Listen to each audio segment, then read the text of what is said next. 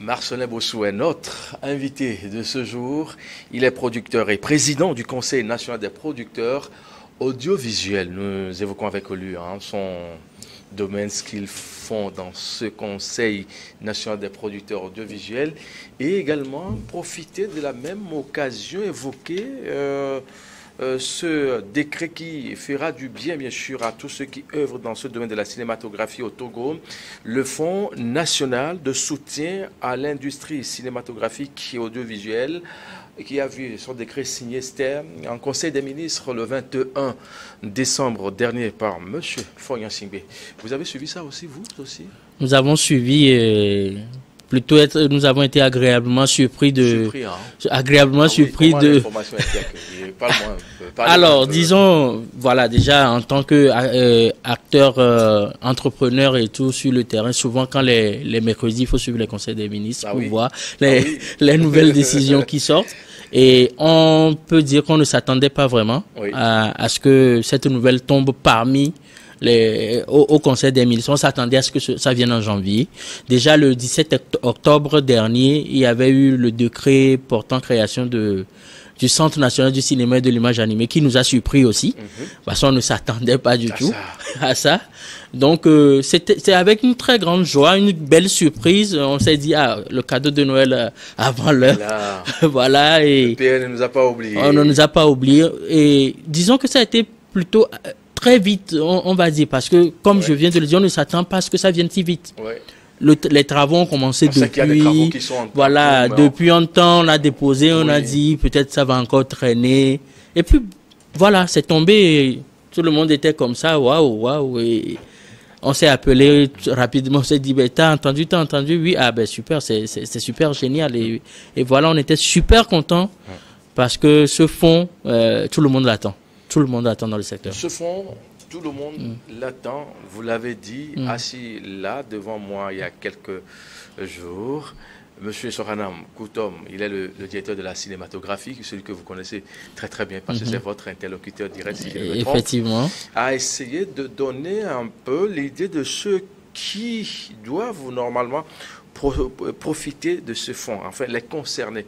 Vous voyez, vous, dans ce carnaval-là, parce qu'il y a tellement de petits détails qui entourent ce qui va être fait dans les tout prochains jours. Alors, justement, nous nous voyons pleinement dans ce canevas. Je le disais tantôt qu'il faut que nous soyons déjà légalisés. Il faut que les sociétés soient formalisées et tout. Et je pense que ce fonds que l'État met en place aujourd'hui pour nous cinéastes, nous nous retrouvons pleinement dedans parce que bientôt, et nous le pensons, on nous fera appel. Et on fera appel à notre professionnalisme, à notre légalité, si je peux dire, pour en bénéficier. Parce il est important de le préciser. On est conscient qu'on ne va pas juste aller se jeter dessus et commencer à se l'arracher, à en faire ce qu'on veut. Il y aura forcément des critères autour. Mais donc voilà, nous nous sentons pleinement concernés et par ce fonds, nous nous sentons légitimes à le solliciter. Légitime à le solliciter, ce fonds, oui. Il y aura des appels, peut-être 2 dans l'année.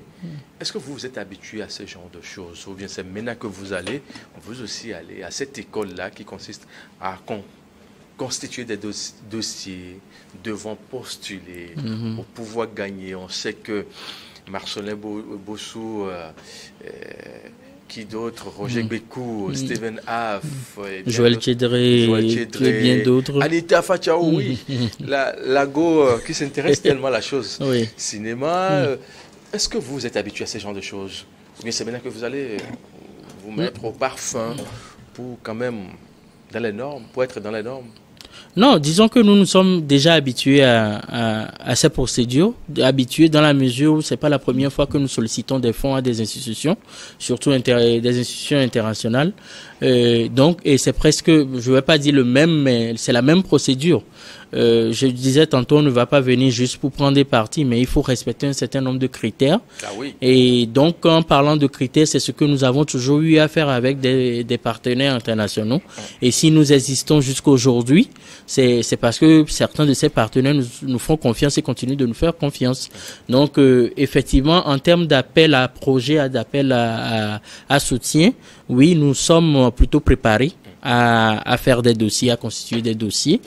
Et voilà, à attendre que l'appel ou à respecter les délais que l'appel va fixer pour pouvoir déposer les dossiers et surtout à attendre aussi que les résultats tombent et pour pouvoir ensuite, si nous sommes sélectionnés, respecter aussi le cahier de charges qui nous sera donné pour que nous puissions plus tard encore en bénéficier. C'est très important que nous rendions des comptes aussi.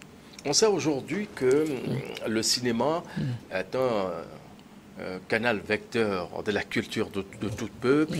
Et si vous êtes bien habillé, comme ça, en style Igbo, comme on aime si bien le dire, c'est parce qu'il y a Nollywood qui, de temps en temps, nous présente des films nigérians où des gens s'habillent en ce genre de style avec des chapeaux, gobis et consorts. Est-ce que vous, actuellement, au Togo, vous êtes dans cette démarche, dans ce carnaval-là qui consiste à produire quelque chose typiquement togolais? Parce que ça manque toujours.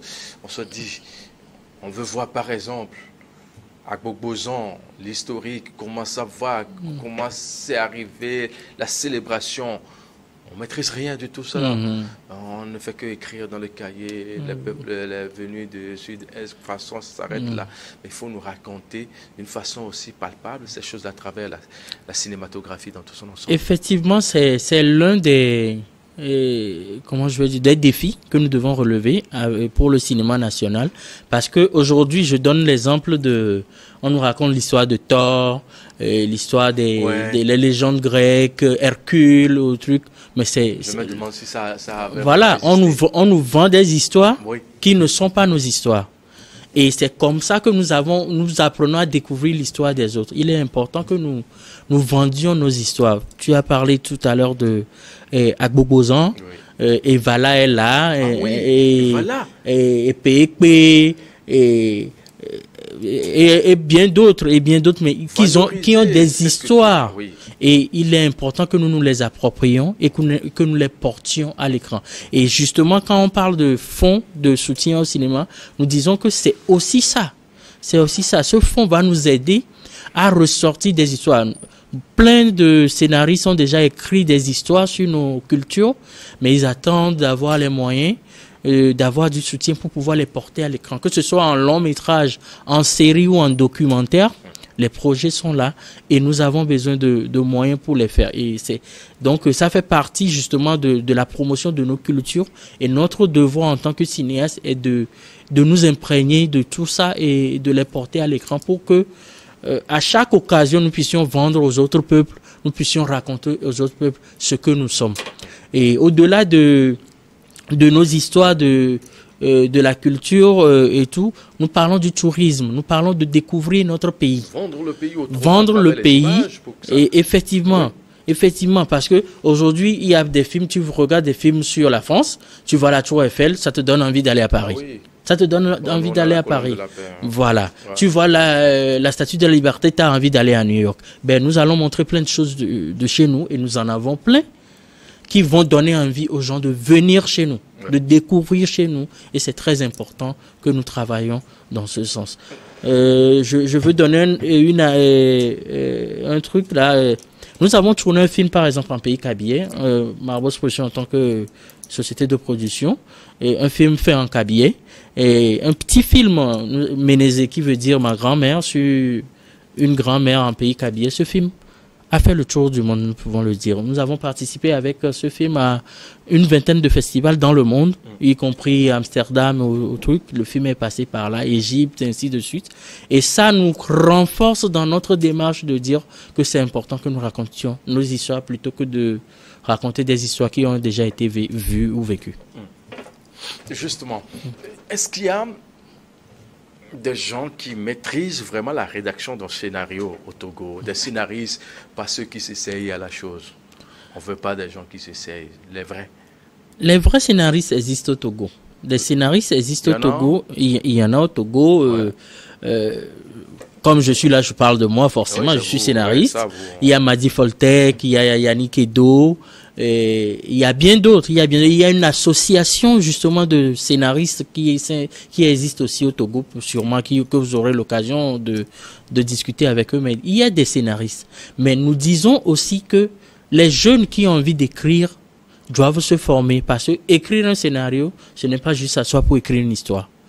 Il y a des codes du cinéma, du scénario qu'il faut respecter pour que, quand nous regardons un film aujourd'hui et que nous avons des émotions et tout, c'est parce que quelqu'un, quelque part, a su l'écrire, a su mettre au bon moment les émotions pour que ça nous parvienne. Et ça, c'est le rôle du scénariste qui va le passer ensuite au réalisateur. On veut un film façon The Woman King, par exemple. Ça va intéresser. Hein, The Woman King n'est pas impossible à faire au Togo, n'est pas impossible à faire chez nous. Comment on les appelle? Les Amazones, non, en pays kabyek, avant d'être majeure, fille, les Akpema. Fait un truc vraiment authentique qui retrace avec un jeune Valo qui vraiment, ça va être intéressant. Ou carrément, on va à Glédi. Et Kwesoso, par exemple, valoriser cette culture religieuse, parce que quoi qu'on dira, on sait qu'on a aussi ces entités religieuses aussi en Afrique, sur nos côtes, et ça c'est notre histoire à nous. Les autres veulent le savoir, pas forcément nous faire voir.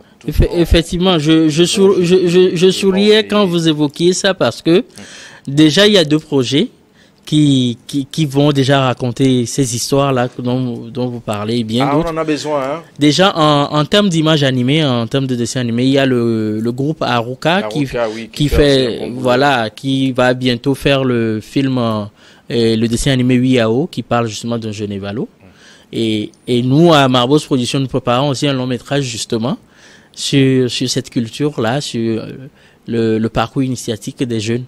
Donc, qui arrive très très bientôt. Donc, l'occasion m'a permis donc de le dire comme ça.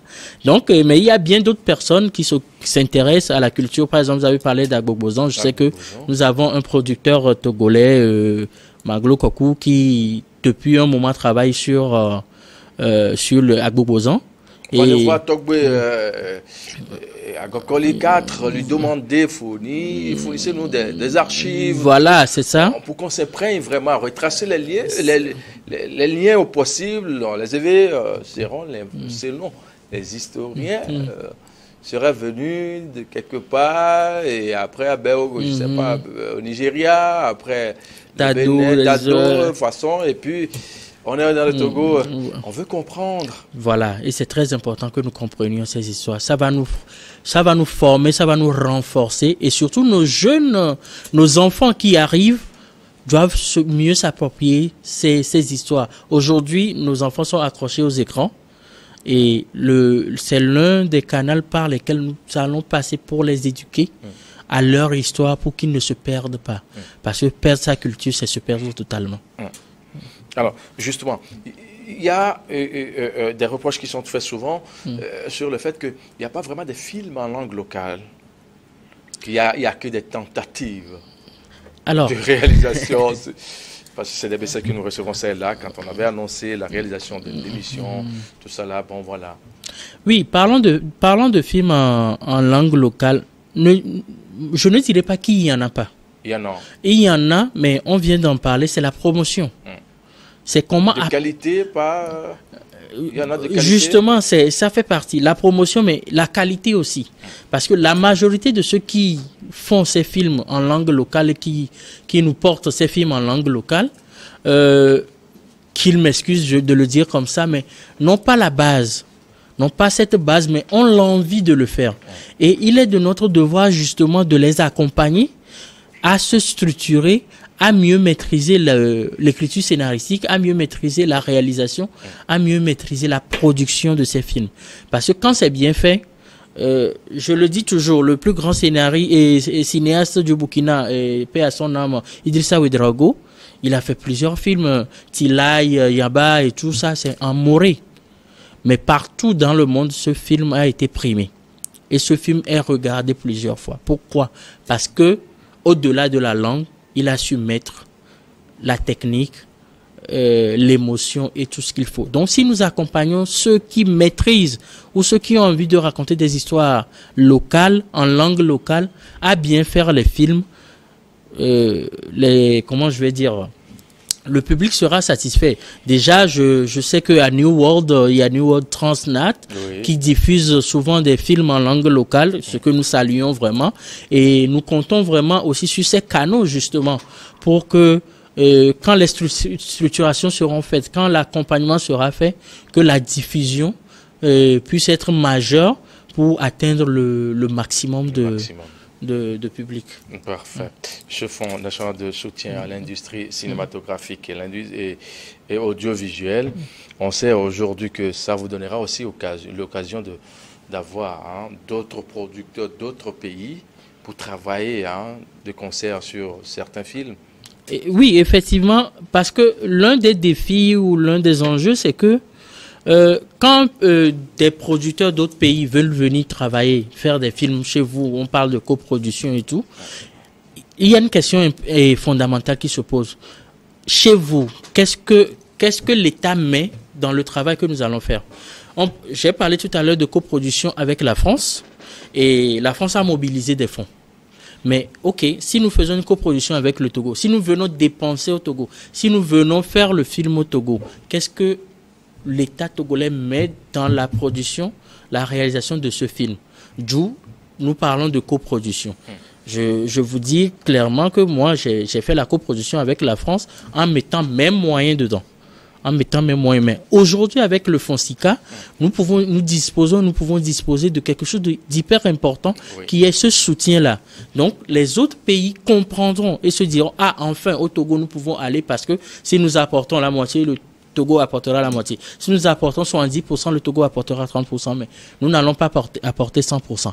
Et là, les accords de coproduction vont se signer, les contrats vont se signer et plein de choses vont se faire. Autant les autres viendront travailler chez nous, autant la porte nous est ouverte pour aller travailler chez les autres. Parfait. On tend vers la fin de cette émission. En termes de doléances, par exemple, à l'endroit des premiers décideurs du domaine, parce qu'on a reçu votre directeur du domaine qui était là, M. Koutom, qui a su énumérer les différents points essentiels devant vous donner l'accès de profiter de ce fonds-là. Si vous avez quelque chose à le dire, ce sera quoi concrètement? Alors, déjà, la première des choses, nous l'avons dit, mais nous le répétons, c'est déjà de remercier le gouvernement, de remercier le chef de l'État et Madame le Premier ministre pour l'engagement, pour avoir avoir donné de l'importance au 7e art, ce que nous attendions depuis, et comme je l'ai dit, c'est venu encore plus tôt que nous le pensions. Ça, c'est déjà quelque chose que nous devons déjà remercier pour ça, c'est très important. Ensuite, la doléance, c'est que, voilà, nous espérons que ce soit vite, l'opérationnalisation soit vite faite, et que la dotation, c'était le montant alloué à ce fonds soit assez conséquent, parce que quand nous parlons de cinéma, nous parlons de beaucoup d'argent. Nous parlons de beaucoup d'argent pour que la dotation soit assez conséquente. Et je pense que le reste sera à notre niveau. C'est aussi au niveau de l'État, au niveau des décideurs, de plaider à l'international, ce qui se fait déjà, mais plus encore.